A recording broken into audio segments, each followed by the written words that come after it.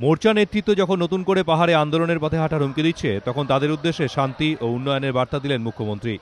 উচ্চ পর্যায়ের কমিটির সুপারিশ মেনে নেওয়ার জন্য গোর্খা জনমুক্তি মোর্চা সহ সংশ্লিষ্ট সব পক্ষের কাছে আবেদন জানালেন মমতা বন্দ্যোপাধ্যায়।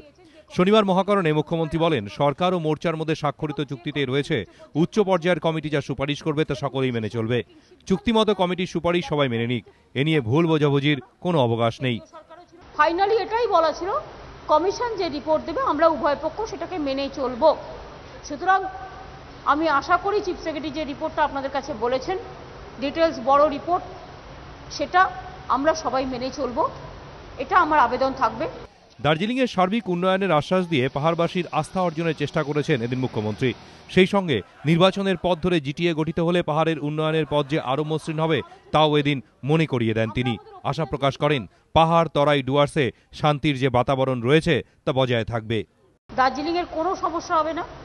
আমরা নিজের মতো করে তাদের উন্নয়ন, তাদের সমস্ত বিজনেস বাড়ানো, সান্দাকফু আমরা আবার নতুন করে ডেভেলপ করব, মিরিক করব, কালিম্পং করব।